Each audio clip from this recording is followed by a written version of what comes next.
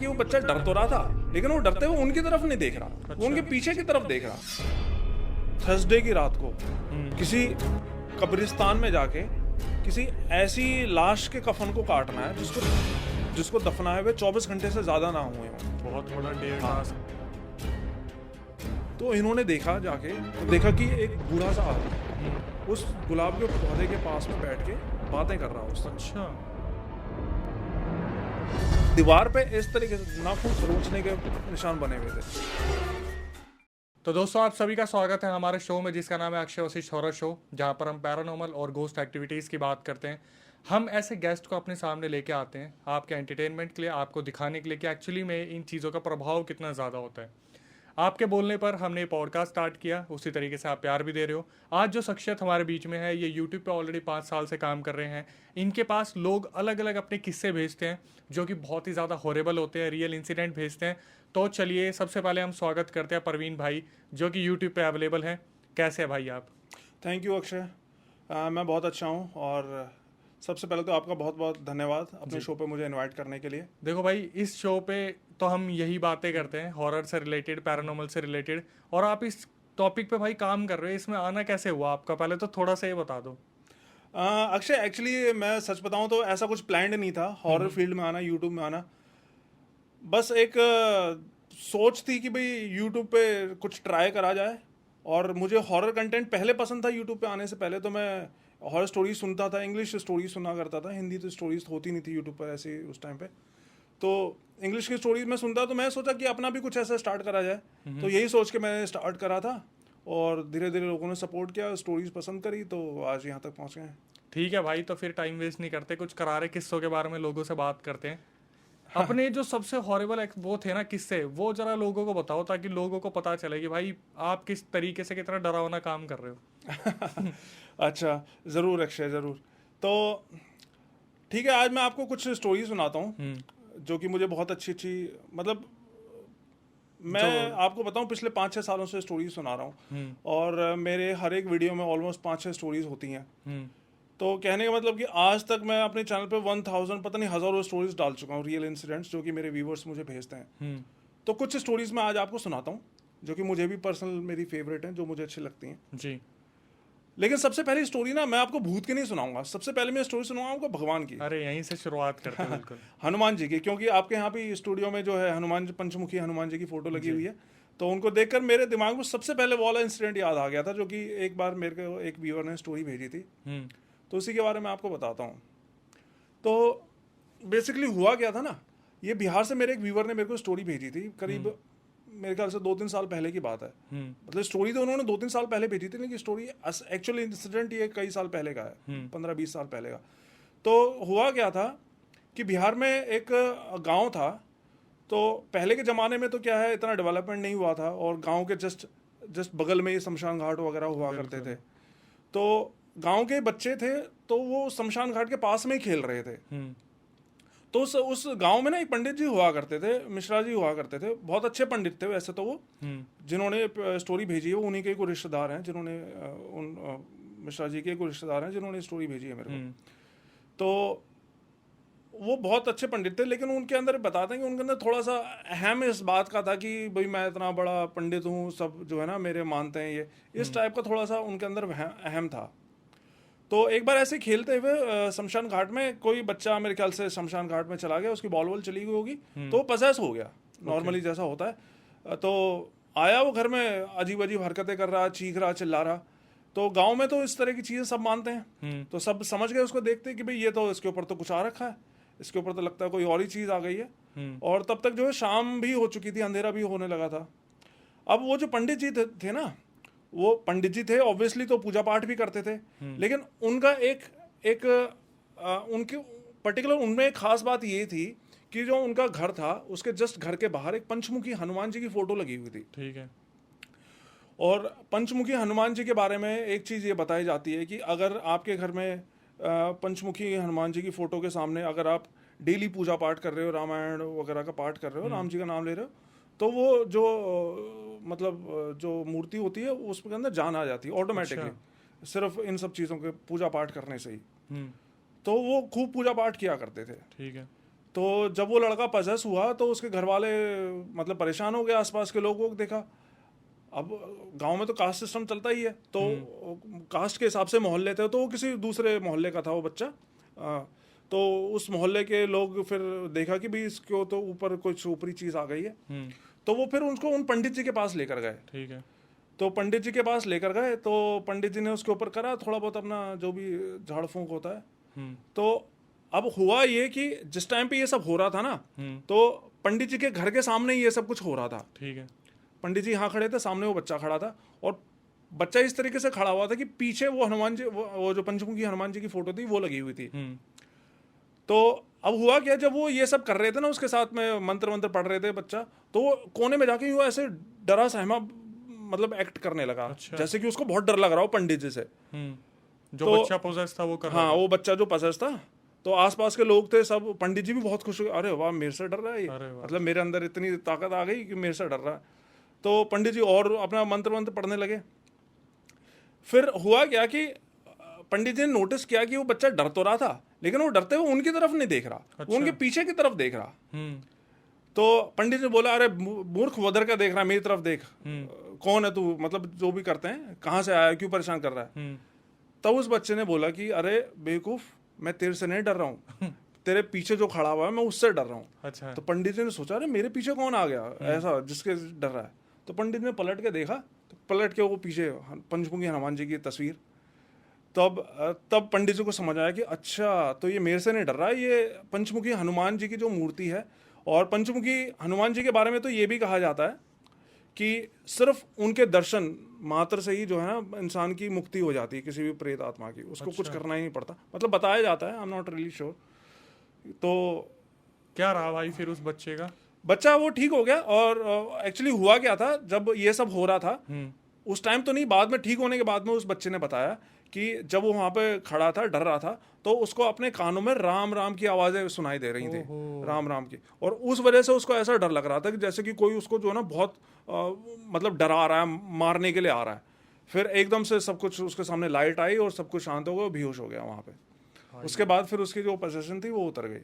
मतलब ये मानने वाली बात है कि हनुमान जी का जो ये रूप है पंचमुखी वाला, मतलब इसे देखकर अच्छों की रूह कांप जाए प्रेत आत्माओं की। हाँ बिल्कुल। और मैं सच बताऊं, ये फर्स्ट टाइम था जब मेरे को भी हाँ पंचमुखी हनुमान जी की इतनी शक्ति के बारे में पता चला था। सुनते तो हैं ही हम, लेकिन ये पहली स्टोरी थी जब मुझे पता चला था कि भाई पंचमुखी हनुमान की इतनी ताकत हो सकती है। और ये कहाँ पे हुआ था भाई सब? ये बिहार में, बिहार का कोई गांव था, अब मेरे को एग्जैक्टली याद नहीं, काफी टाइम पहले की स्टोरी। भाई आपको लगता है कि बिहार में ज्यादातर ये चीजें बहुत ज्यादा होती है, मतलब ऐसा कुछ रिलीजन से रिलेटेड एक्टिविटीज ज्यादा होंगी, वहीं पर ये सब चीजें भी होंगी। जैसे अमेरिका में ब्लैक मैजिक नहीं होता, क्योंकि वहां पर ये सब चीजें नहीं करी जाती ना। प्रदर्शन तो वहां पे भी होती होंगी, लेकिन कुछ चीजें ऐसी होती हैं जो कि कल्चर से रिलेटेड होती हैं। जैसे ब्रह्म राक्षस होता है, वो हिंदू धर्म में से ही हो सकता है। जिन वगैरह होते हैं वो मुस्लिम कल्चर में ही हो सकते हैं। उसी तरह कुछ चीजें होती हैं जो कि मेरे ख्याल से सिर्फ कल्चर से रिलेटेड होती हैं। जैसे अमेरिका में बोलते हैं कि विच क्राफ्ट होता है बहुत ज्यादा। हाँ, विच क्राफ्ट वही जादू टोने को ही बोलते हैं वहाँ पे। हाँ, लेकिन वहाँ पे उनके अलग तरह के जो है पोजेशंस होती हैं, डीमन पोजेशंस होती हैं, क्योंकि क्रिश्चियन कल्चर में, क्रिश्चियनिटी में जो है डीमंस का वो है कॉन्सेप्ट है वहाँ पे ब्रह्म राक्षस जिन वगैरह का कॉन्सेप्ट नहीं है। तो आपको लगता है भाई जैसे इंडिया में इतना जिन का प्रकोप है, अमेरिका में भी ऐसा होता होगा पोजेशन, या इंडिया से भी ज्यादा होता होगा वहाँ? तो नहीं, देखो जिन एक तरह से आप उनको मुसलमान ही मान लो। जिन मुसलमान ही होते हैं, वो मस्जिदों में जाते हैं और क्या बोलते हैं, नमाज वगैरह पढ़ते हैं।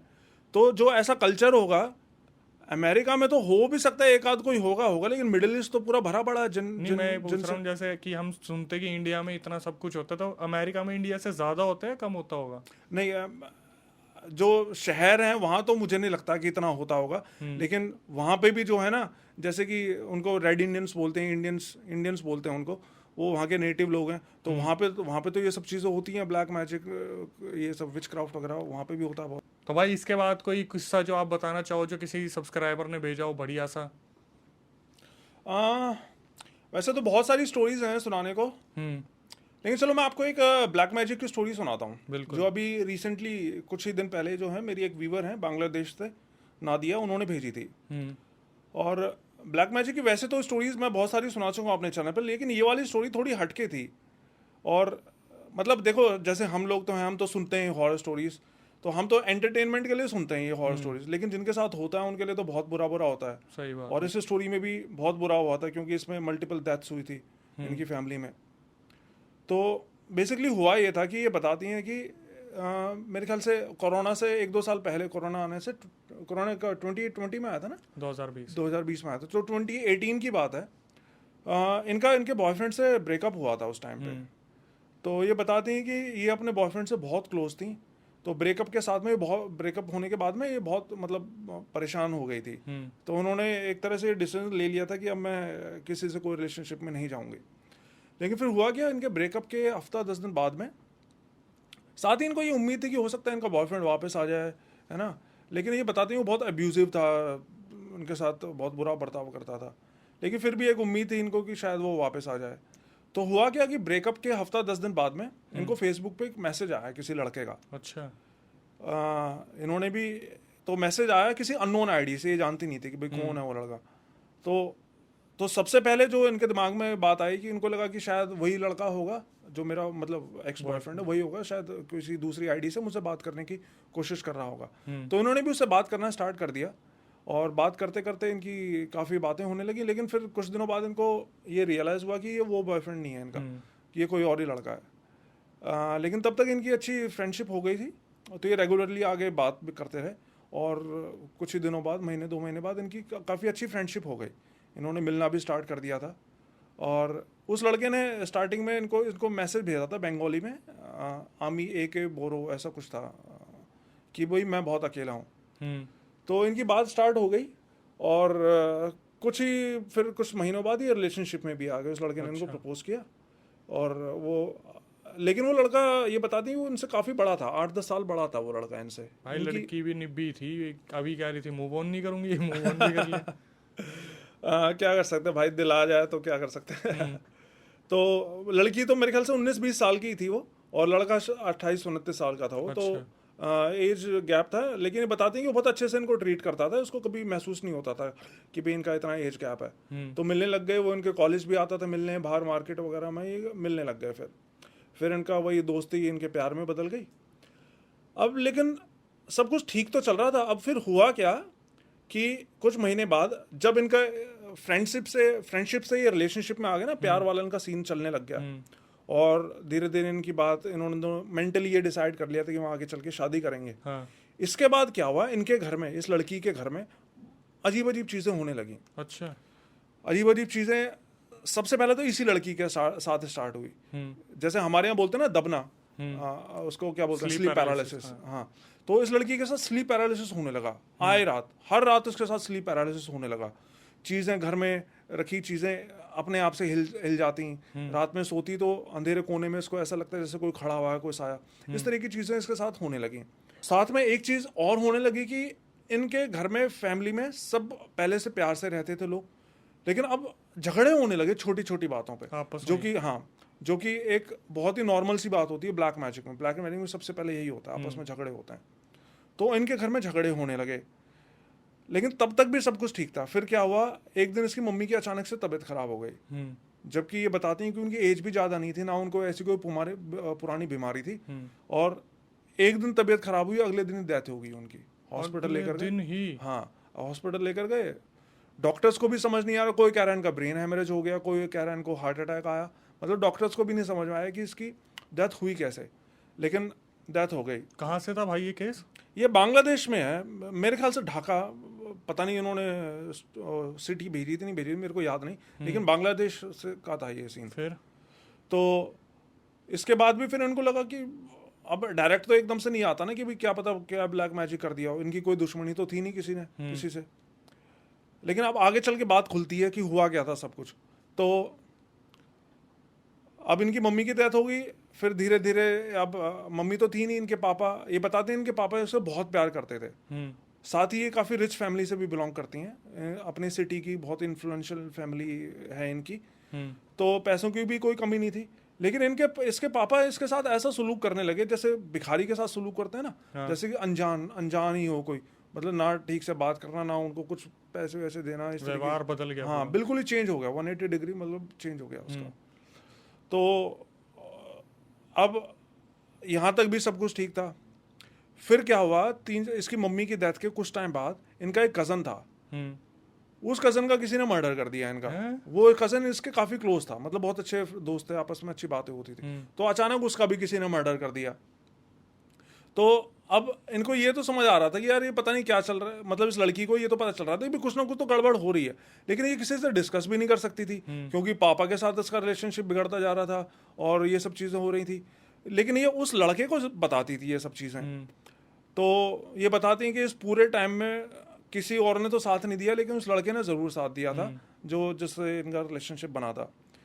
अब हुआ ये, फिर कुछ टाइम बाद कोरोना आ गया था और कोरोना में बताते हैं इनकी हालत और भी ज़्यादा ख़राब होने लगी। वो जो चीज़ें दिखाई देने लगी थी वो और ज़्यादा होने लगी। रात में सोते के साथ ही इनको जो है ना स्लीप पैरालिसिस होता, कभी कुछ सपने आते कभी कुछ सपने आते, वही टिपिकल ब्लैक मैजिक वाले केसेस। तो ये 2018 से चल के 20 तक आ गया हाँ था। हाँ। फिर क्या हुआ, इनका जो बॉयफ्रेंड था उसकी मदर की डेथ हो गई एक दिन ऐसे ही अचानक से। वाह भाई वाह। इसके बॉयफ्रेंड की भी मदर की डेथ हो गई। तो इसके बॉयफ्रेंड की जब मदर की डेथ हुई और उनकी फैमिली के साथ भी ये सब चीज़ें हो रही थी, आपस में नोक झोंक होना, छोटी छोटी बातों पे झगड़े दोनों होना। साइड ही स्टार्ट हो गया। हाँ, ये दोनों साइड हो रहा था।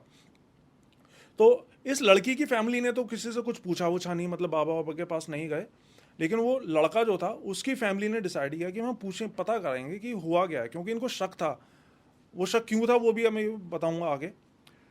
तो इनको शक था कि इनके ऊपर किसी ने कुछ करवा रखा है। तो ये एक इनके इलाके का कोई बहुत मुस्लिम लड़की है जिसने स्टोरी भेजी है। तो इनके इलाके का एक बहुत ही कोई बड़े मौलवी थे, तो ये उनके पास में गए। तो उन मौलवी ने इनसे सिर्फ जो है वो पूछा, इनका नाम, इनके पिता का नाम, उनका एड्रेस, ये सब चीज़ें पूछी इनसे।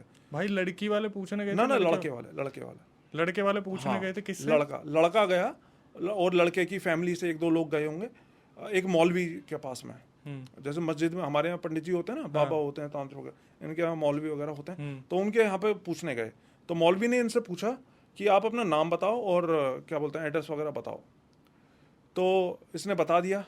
फिर अगले दिन उन्होंने बोला कि ठीक है मैं आज पता करता हूँ क्या परेशानी तुम्हारे साथ, तुम कल आना।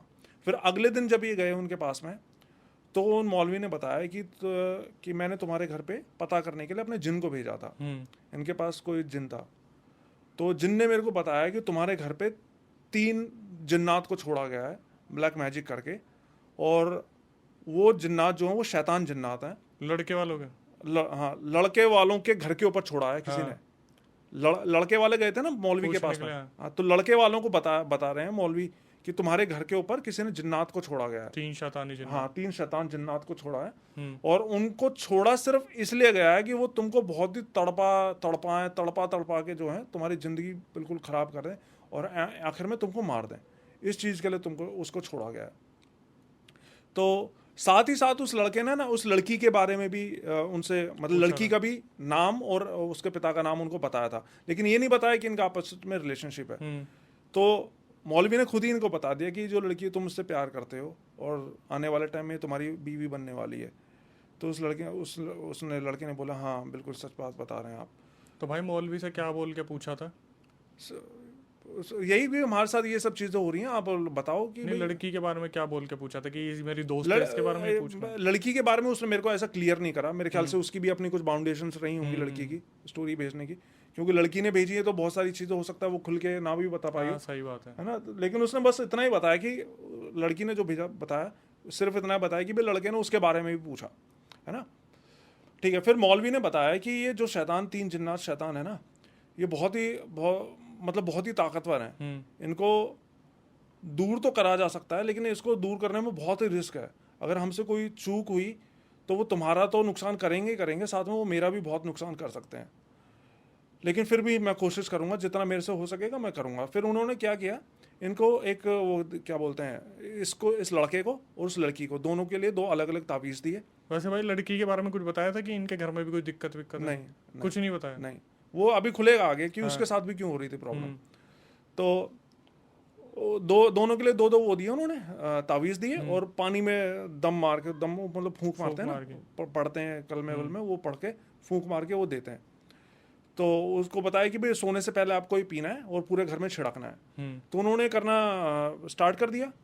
तो जो इनके साथ घर में चीज़ें हो रही थी, जैसे इनकी एक और चीज़ मैं बताना भूल गया था, इन दोनों की सेहत बहुत डाउन होती जा रही थी धीरे धीरे हेल्थ। हाँ, मतलब बहुत कमज़ोर हो रहे थे, हर समय फीवर जैसा महसूस होता, टेस्ट में कुछ आता नहीं, मेडिकल टेस्ट में। तो ये सब चीज़ें इनके साथ में हो रही थी। तो महीना 1.5 महीना इन्होंने ये किया, तो ये सब चीज़ें इनकी ठीक होने लग गई। जैसे लड़की को वो होता था स्लीप पैरालिसिस, वो होना बंद हो गया, चीज़ें दिखाई देती थी रात में, वो दिखाई देनी बंद हो गई। सेहत भी धीरे धीरे इनकी जो है ठीक होने लग गई। इस लड़की के इसके फादर से जो है वो रिलेशनशिप ख़राब हो रहा था, वो भी ठीक होने लग गया। तो ये सब चीज़ें इनकी लाइन पे आने लग गई, मतलब कि लाइफ इनकी लाइन पे आने लग गई। लेकिन उन जो है क्या बोलते हैं, मौलाना जी ने इनसे बोला था, मौलाना ने, कि भाई आपको ये सब करने के 45 डेज बाद दोबारा आना है मेरे पास में। तो ये 45 डेज बाद लड़का जो है दोबारा गया उनके पास में। तो उन्होंने बताया कि भाई आपने जो जो पानी वगैरह दिया था और वो सब हमने कर रहे हैं और उससे हमें फ़ायदा लग रहा है। तो मौलाना ने बताया कि ठीक है, तुम्हें फ़ायदा तो लग रहा है, लेकिन ये तुम्हारा परमानेंट इलाज नहीं है। वो जिन बहुत ताकतवर हैं, उनको कुछ टाइम के लिए रोक तो दिया हमने, लेकिन वो ज़्यादा टाइम तक रुकेंगे नहीं। ये तावीज़ कुछ टाइम बाद इसकी जो है ताकत ख़त्म हो जाएगी, वो फिर से तुम्हें जो है परेशान करने लग जाएंगे। तो इससे बचने का सिर्फ एक तरीका है। उन्होंने बताया कि तरीका ये है कि आपको थर्सडे की रात को किसी कब्रिस्तान में जाके किसी ऐसी लाश के कफन को काटना है जिसको दफनाए हुए 24 घंटे से ज़्यादा ना हुए हों। अच्छा, रिसेंट के? हाँ, मतलब थर्सडे की रात को ही, थर्सडे की रात को जाके आपको कोई ऐसी लाश ढूंढनी है जिसको दफनाए हुए 24 घंटे से ज़्यादा ना हुए हों। बहुत बड़ा डेयर हाँ, टास्क दे तो दिया। कहने का मतलब कि वो वेडनेसडे या थर्सडे को दफनाई गई हो लाश, उससे पहले की दफनाई गई होगी तो वो असर नहीं करेगी उस पर वो चीज़। तो और उसकी लाश से कबर खोद के तुम्हें थोड़ा सा कफन का टुकड़ा लेकर आना है, और उस कफन के टुकड़े को तुम मस्जिद में लेकर आओगे, और मस्जिद में हम एक बलि देंगे, मतलब कुर्बानी बोलते हैं इनके यहाँ, तो एक कुर्बानी देंगे जानवर की, और उस जानवर के खून में भिगो के हम जो है उस आगे का काम मैं करूँगा, तुम्हें बस वो खून में भिगो के मेरे को देना है। तो उन्होंने बोला ठीक है। अब और कोई चारा तो था नहीं इनके पास में, तो इनको 2-3 हफ्ते तो वो ढूंढने, ऐसी लाश ही ढूंढने में लग गए। फिर 2-3 हफ्ते बाद इनको पता चल गया एक कब्रिस्तान के बारे में जहाँ पे कि एक ऐसी लाश को दबाया गया था। तो ये लड़का, इस लड़के को अकेले ही जाना था वहाँ पे। तो ये बताते हैं कि जब वो जा रहा था ना उस कब्रिस्तान में उस लाश को, कब्र को खोदने के लिए, तो उसको पीछे से आवाज़ें आ रही थी। इसको महसूस हो रहा था कि आसपास कोई है, और आसपास कोई और नहीं, वो 3 शैतान जिन्नात ही थे जो इसे रोक रहे थे। हाँ, वो जिन ही थे उसके पीछे। तो वो उसको रोकने की कोशिश कर रहे थे। कभी इसकी माँ की आवाज़ में बात करते, और इसकी माँ की भी लड़के की डेथ हो चुकी थी, तो इसकी माँ की आवाज़ में करते, कभी इसकी गर्लफ्रेंड की आवाज़ में, मतलब इसको बुलाते कि रुक जाओ, आओ पलट के देखो, ये सब चीज़ें। लेकिन वो रुका नहीं, वो उस कब्र के पास गया और उसको खोदने लग गया उसको। फिर कुछ देर बाद मतलब खोदा उसने, तो वो कफन उसका हल्का सा बाहर आ गया। फिर अब ये बताता है कि जब वो टुकड़ा काटने लगा ना उसका, तो बहुत ही तेज़ तूफान आने लग गया चारों तरफ, मतलब मूसलाधार बारिश जिसे बोलते हैं ना, उस टाइप से आने लग गया चारों तरफ। लेकिन फिर इसके वो जो थे, क्या मौलाना था, उन्होंने बोला था इसको कि मेरे जिन भी तुम्हारी जो है मतलब रक्षा करेंगे इस चीज़ में, और ऐसा कुछ हो तो तुम वो पढ़ने लग जाना है। इनका वो क्या बोलते हैं, एक आयत होती है, कुरान की आयत होती है, याद नहीं आ रहा मेरे को क्या आयत होती है, मतलब वो इसी इन सब चीज़ों के लिए होती है। तो वो उसने वो पढ़ना स्टार्ट करा, तो वो सब चीज़ें फिर धीरे धीरे शांत हो गई, तूफान शांत हुआ।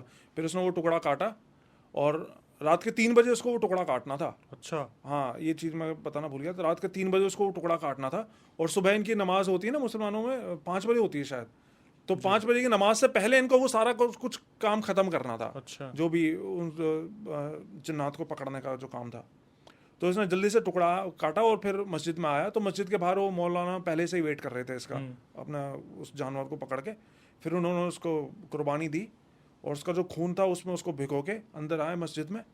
फिर मस्जिद में आके इन्होंने अपना कुछ करा होगा, जो भी कुछ इनको करना था।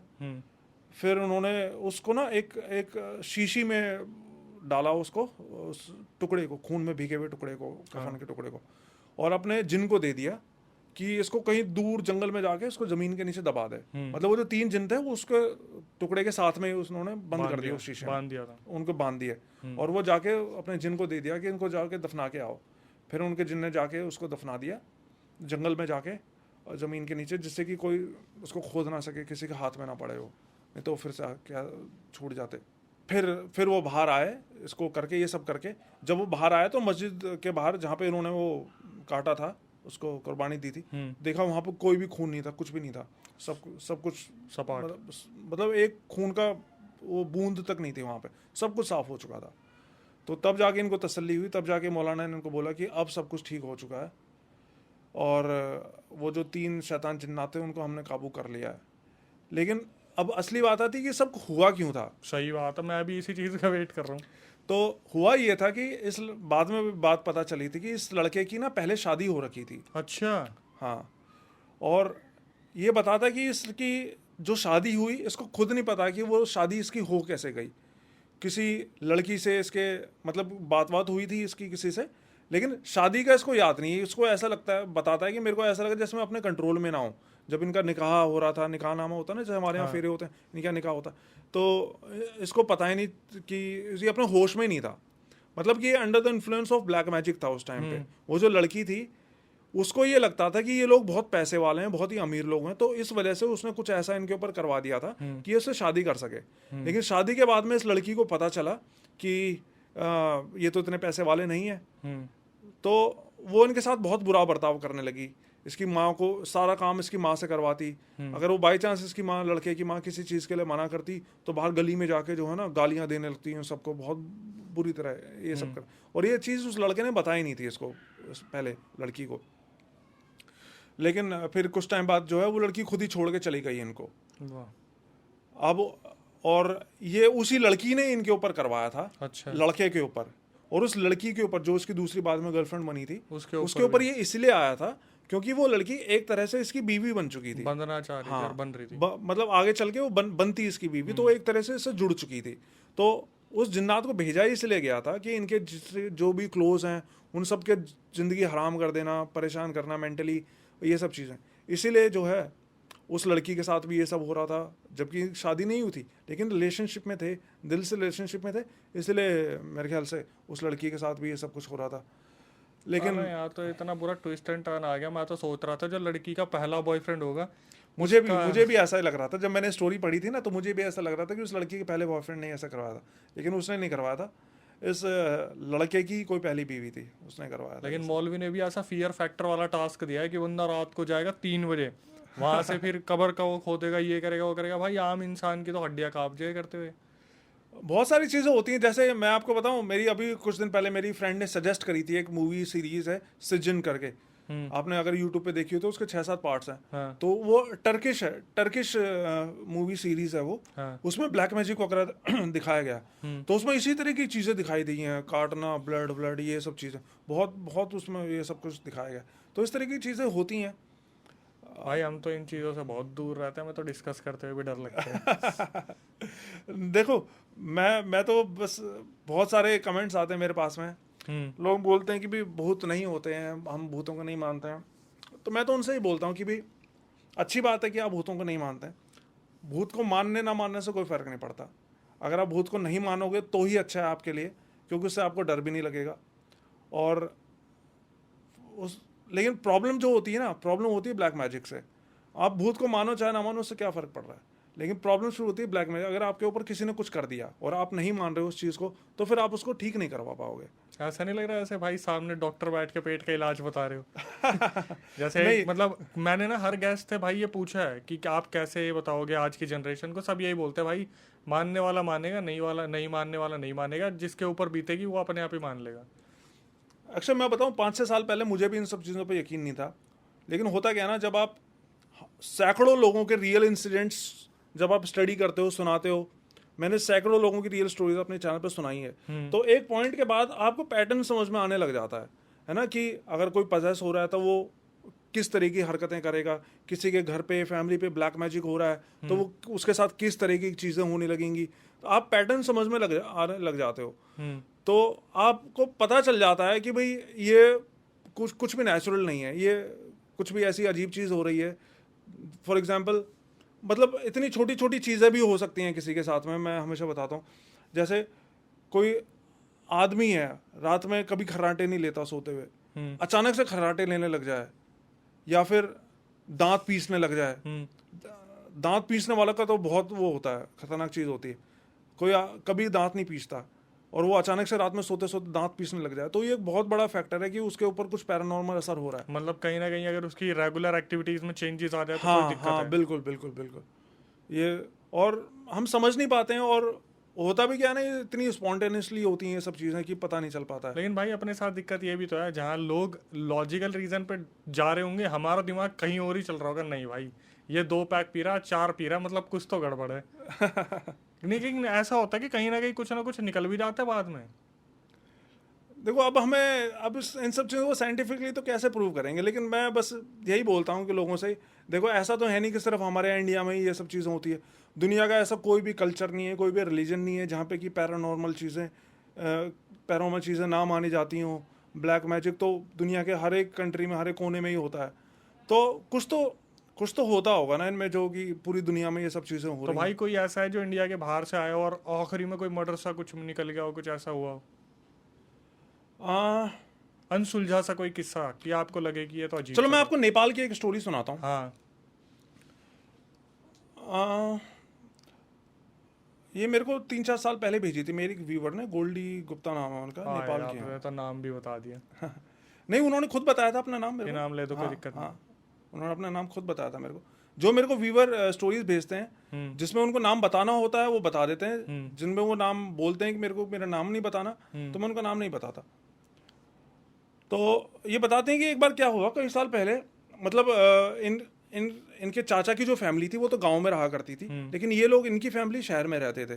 तो एक बार इनके पास में कॉल आई इनके गांव से, इनके चाचा जी की, तो उन्होंने बताया कि इनकी दादी की डेथ हो गई है। अच्छा।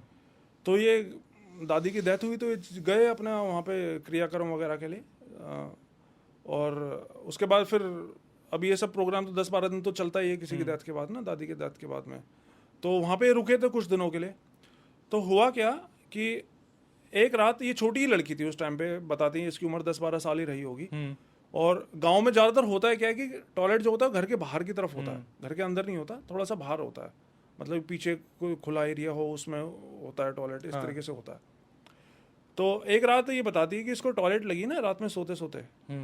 खैर इससे पहले एक और चीज़ बताता हूँ मैं आपको।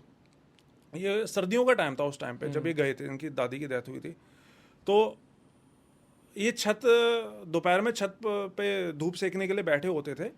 तो इनका जो साथ वाला घर था ना, वो बिल्कुल सुनसान पड़ा था, उसमें कोई भी नहीं रहता था, बिल्कुल खाली था, वीरान पड़ा था, जिसे बोलते हैं ना, जैसे सैकड़ों, मतलब पता नहीं कितने सालों से वो खंडर हो चुका था वो घर बिल्कुल। तो ये छत पे घूमने जाते, तो छोटे छोटे बच्चे थे 10-12 साल के, और भी इनके कसम मिलके। तो जो साथ वाला घर था उसकी तरफ जो दीवार थी इनकी छत की बाउंड्री, तो ये जब भी उस तरफ झांकती ना लड़की, तो इसके घर के बड़े मना कर देते, इसके चाचा चाची बुआ वगैरह मना कर देते, नहीं नहीं उस घर की तरफ मत देखो, उस घर की तरफ मत देखो।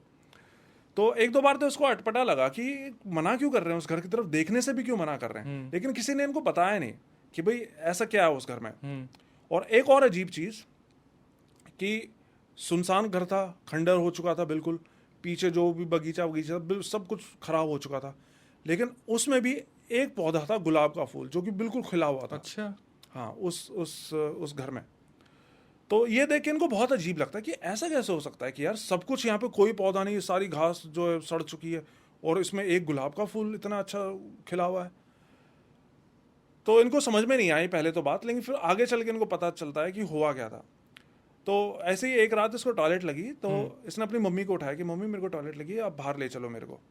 तो इसकी मम्मी उठी और बाहर चली गई, तो अंदर ये टॉयलेट करने लग गई और इसकी मम्मी बाहर इसका वेट कर रही है आने का। अब हुआ कि जैसे ही दरवाज़ा खोल के आने लगी ना बाहर, रात के मेरे ख्याल से 2-2:30 बजे का टाइम होगा, तो पीछे वाला जो घर था उसकी जस्ट बाउंड्री थी, एक दीवार ही थी बीच में, उस मतलब टॉयलेट, मतलब ये जैसे टॉयलेट के पीछे दीवार, और दीवार के जस्ट पीछे वो वाला सामने वाला घर का बगीचा, वो जो खराब वीरान पड़ा था। तो इनको वहां से सुबकने की आवाज आई, जैसे कोई रोते हुए बात कर रहा है। अच्छा। रोते हुए सुबकते हुए जब बात कर रहा है ना, तो टॉयलेट से निकलते हुए उसको बात आई, वो आवाज सुनाई दी वहां से।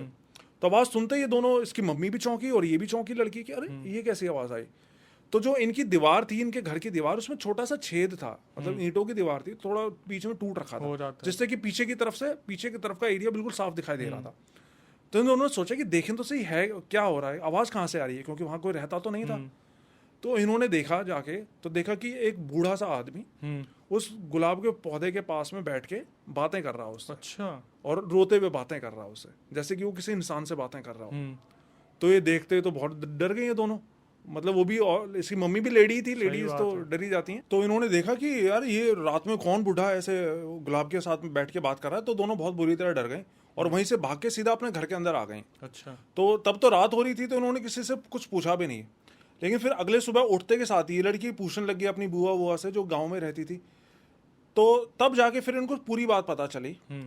तो हुआ, मतलब कहानी ये थी असली कि वो जो बूढ़ा बैठा था ना, वो असल में उस घर का मालिक था। तो हुआ क्या था कि 5-7 पहले वो आदमी और उसकी बीवी उस घर में रहा करते थे। हाँ। तो एक दिन क्या हुआ, उनके यहाँ पे बर्तन बेचने वाली कोई औरत आई थी। ठीक है। जो कि बहुत सारे वो जैसे राजस्थान की तरफ कड़े वगैरह होते हैं। कड़े वगैरह, मतलब ये सब पहने रखती हैं वो। तो उनके घर पे वो बर्तन बेचने आई। उसने अपने सर पे टोकरी रखी हुई थी बर्तनों की बहुत सारी। तो वो जो औरत थी, उस आदमी की बीवी, उसके जो भी जेवर वगैरह उसने पहन रखे थे, वो देख के उसके मन में लालच आ गया। ठीक है। तो उन्होंने क्या किया, उस औरत को अपने घर पे बुलाया और उसको करंट दे के मार दिया, उसको जान से मार दिया, उस बर्तन बेचने वाली औरत को। और उसको देख के लालच आ गया इनको। हाँ, उसने वो जो पहन रखे थे ना, हाँ, जेवरात वगैरह गले में, मतलब होता है ट्रेडिशनल। घटिया किस्म का बुड्ढा बुड्ढी थे। मैं तो सोच रहा कि उसको लालच आ गया, नहीं, टोकरी वाली को। उस टोकरी वाली को नहीं, उस जो मालिक था ना उस घर का, उसको और उसकी बीवी को। क्योंकि वो बेसिकली चांदी वगैरह काफी पहनते हैं, उनके काफी भारी जवाहरात होते हैं जेवर। हमारे यहाँ दिल्ली में भी हम देखते हैं बहुत सारे यहाँ तक पहने आती हैं, जो आती हैं, सुनार वगैरह भी ऐसे पहनते हैं। हाँ, तो वही वैसी थी। और मार के उसकी लाश को उन्होंने पीछे, जहाँ पे वो गुलाब का फूल था, उसी जगह नीचे उसने जमीन पे गाड़ दिया। लेकिन फिर जो है महीने 2 महीने बाद पुलिस ने उसको आखिर में ढूंढ लिया, उस लेडी को, उसकी लाश भी निकाल ली वहाँ से, और फिर उस आदमी को जेल भेज दिया। फिर बताते हैं कि 8-10 साल बाद वो आदमी वहाँ से जो है जेल काट के आया। उसको सजा हुई होगी 8-10 साल की, पता नहीं इतनी कम सजा क्यों हुई उसको, लेकिन 8-10 साल बाद वो आ गया वहाँ से। नेपाल था ना भाई शायद, इसलिए पता नहीं, अलग अलग रूल्स होते हैं कंट्रीज में। तो आया, लेकिन इस बीच होने ये लगा था, जब तक वो वहाँ से आया, इस बीच हुआ ये कि वो जो औरत जिसका मर्डर इन्होंने करा था, उसकी आत्मा आसपास के सब लोगों को हॉन्ट करने लगी। अच्छा। जैसे कि ये बताते हैं कि रात में इनकी जो दीवार की बाउंड्री थी, उसके ऊपर वो औरत चलती दिखाई देती थी। कई बार इसकी दादी जो है बाहर सोती ना, तो उनका पैर पकड़ के खींच देती थी। तो फिर इन्होंने अपना घर भी बंधवा लिया था, मतलब कि मंत्रों से, जैसे बोलते हैं ना, कील वील ठुकवाना, तो ये करवा लिया था जिससे कि वो इनको परेशान ना करे। और वो जो उसकी आदमी की बीवी थी, जो अकेली थी अब उस घर में, क्योंकि उसको तो जेल हो गई थी, तो उसको भी औरत परेशान करती थी। भाई प्लानिंग दोनों की थी, पर जेल बुड्ढे को ही हुई। हाँ, बुड्ढे ने अपने सर ले लिया, अपने सर ले लिया होगा उसने, और क्या। और होता क्या है ना, हमारे यहाँ पे लेडीज को थोड़ा सा रियायत दे ही देते हैं, तो ये भी हुआ होगा वहाँ पे। फिर उस बुड्ढी के साथ क्या होने लगा? तो उस बुड्ढी ने वो घर बेच दिया। अच्छा। और पीछे दूसरी गली में जाके फिर उसने घर ले लिया। तो फिर वो 8-10 साल बाद वो आया आदमी। उस टाइम पे तो बुढ़ा नहीं था, बाद में बुढ़ा हो गया था वो 10 साल बाद। तो फिर वो उस नए घर में जाके रहने लगा। लेकिन जब से वो आया उस घर में, नए घर में रहने के बाद, उसका पता नहीं क्या हुआ, क्या पागल हो गया, वो हर रात उस घर में जो है आता है, बात करता, जाता और उस गुलाब के फूल के पास में जाके बैठ के बात करता। अब मेरा तो सोचना ये है कि वो जो गुलाब का फूल लगा था, वो मेरे ख्याल से उस औरत की शायद आत्मा की वजह से कुछ फूला हुआ। हाँ, तो अब वो बात क्यों करता था, रोते हुए बात करता था, माफी मांगता होगा उससे कि भी हमने तुम्हारे साथ गलत किया, और उसका जो है ना मेंटल बैलेंस भी बिगड़ गया था। तो यही सब रहा होगा मेरे ख्याल से इस स्टोरी में। तो मेरे ख्याल फिर आखिरी में हुआ क्या, बुड्ढा बुड्ढी बच गए, या फिर ये भी एंड में आके हो गया काम इनका? नहीं, मरे नहीं, वो अपने दूसरे घर में रहते थे, दूसरी गली में, और बुढ़ा रात में जो है आके बातें करता वहाँ पे। पागल हो गया था वो बुढ़ा एक तरह से। मेरे को अफसोस उस बेचारी औरत के लिए है जो नॉर्मली बर्तन बेचने जाती थी। हमेशा उल्टा होता है, लेकिन इस कहानी में, आपकी कहानियों में ना, थोड़ा एंड में आके चीज़ें उल्टी हो जाती है। लेकिन बड़ी अजीब सी चीज़ थी। लेकिन कहीं ना कहीं वो औरत अपना बदला ही ले रही है, जिसकी माफ़ी के लिए पहुँचता है आदमी रोज रात को। बिल्कुल। वही तो ना, पता है इस तरह की चीज़ें हम, जैसे ब्लैक मैजिक भी किसी के ऊपर करवाता है कोई, या किसी की जान भी कोई लेता है, तो ये कर तो देते हैं, लेकिन ये खुद कभी भी ना सुखी नहीं रहते। ये चीज़ें पलट के हमेशा आती हैं। ब्लैक मैजिक करने वाले इतने बाबा वाबा आजकल तो हमारे यहाँ हरियाणा में इतने बैठे हुए हैं बाबा, लेकिन अगर ये अपने ब्लैक मैजिक से किसी को मरवा रहे हैं तो 100% इनकी फैमिली में भी किसी की डेथ होगी। सही बात। ये किसी का कुछ बुरा करवा रहे हैं, किसी का जो है ना मतलब क्या बोलते हैं बिजनेस तबाह करवा रहे हैं, तो इनके साथ इनके घर पे भी कभी बरकत नहीं होगी। ये 100% चीज़ें पलट के आती हैं। भाई आपके साथ पर्सनली कोई हुआ है आपके साथ? मेरे साथ ऐसा कुछ हुआ तो है, लेकिन वो बहुत पर्सनल चीज़ें हैं, वो मैं दुनिया के सामने लेकर नहीं आना चाहता हूँ।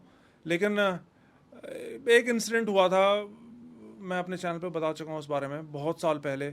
जो है हम नोएडा में रहते थे तब, तो नए नए हम घर में गए थे, तो वहाँ पे मैं 7th 8th क्लास में था उस टाइम पे।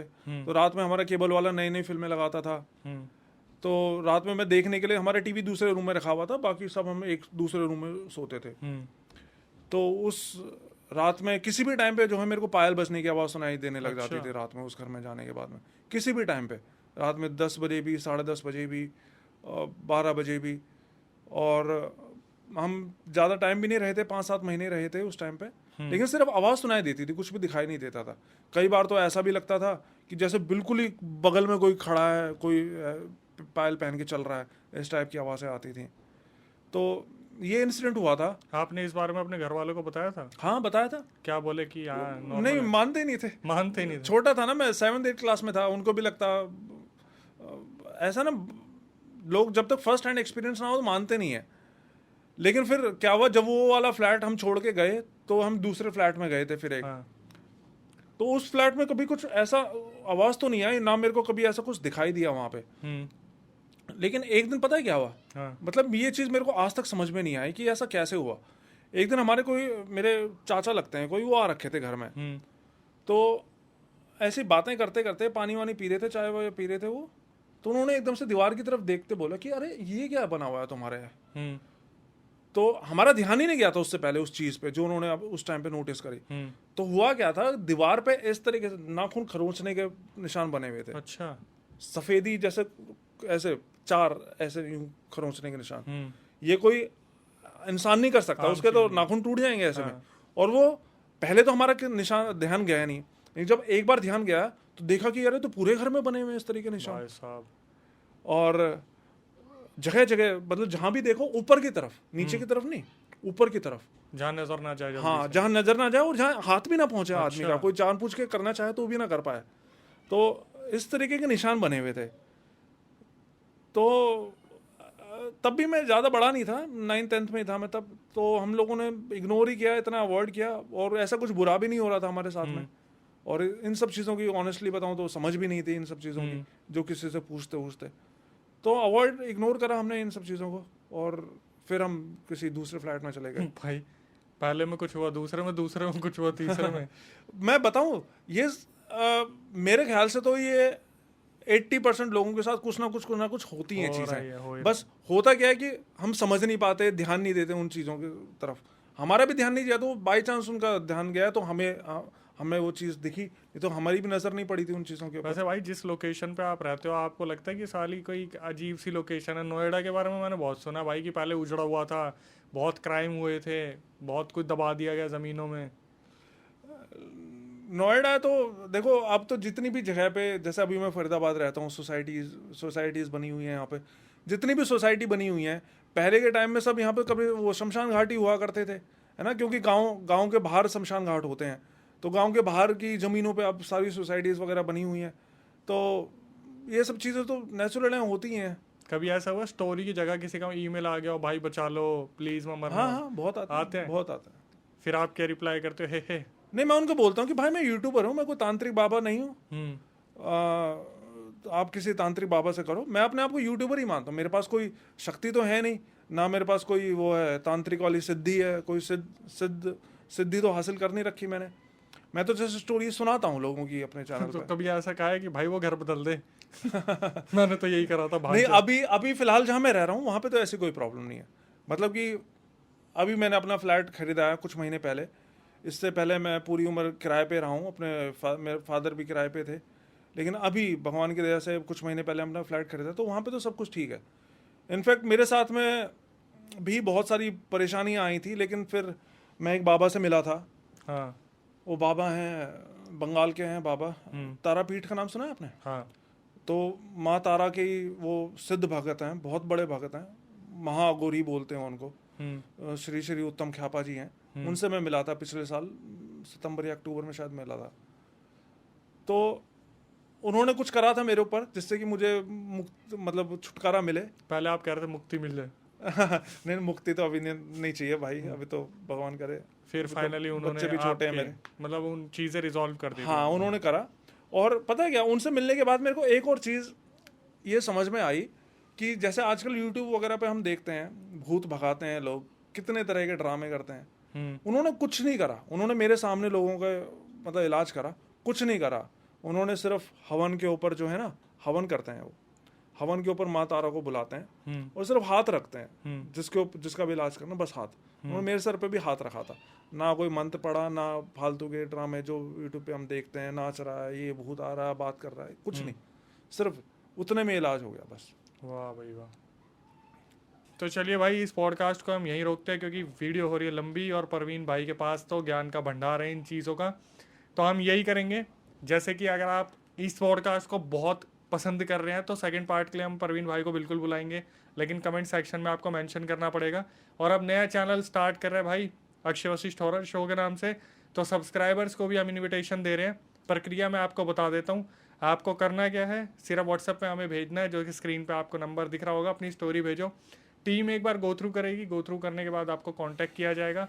दिल्ली में हमारा सेंटर है, अगर आप आस पास रहते हैं तो आप कांटेक्ट कर सकते हैं, हम आपको बुलाएंगे, आप आएंगे और कैमरे पे सारी चीज़ें बताएंगे ताकि अवेयरनेस ज़्यादा से ज़्यादा मिल सके। जो आप इंस्टाग्राम यूट्यूब को प्यार दे रहे हैं इसी तरीके से बनाए रखें, जो पॉडकास्ट को प्यार दे रहे हैं बिल्कुल इसी तरीके से बनाए रखें। और ऐसी कहानियों के लिए, रियल इंसिडेंट के लिए परवीन भाई के चैनल को भी सब्सक्राइब कर ले, बहुत मेहनत कर रहे हैं और उसी तरीके से रियल इंसिडेंट अपडेट कर रहे हैं। आप अगर इनके पास अपनी रियल स्टोरी भेजना चाहते हैं तो ईमेल आईडी दिख रही होगी डिस्क्रिप्शन में, वहाँ पे जाके रियल इंसिडेंट भेज सकते हैं। और यही कहूँगा, सेकंड पार्ट के लिए कमेंट ज़रूर करना, पार्ट 2 परवीन भाई के साथ। जल्द ही मिलते हैं नए पॉडकास्ट में। नई वीडियो पॉडकास्ट आने तक stay tune with the channel.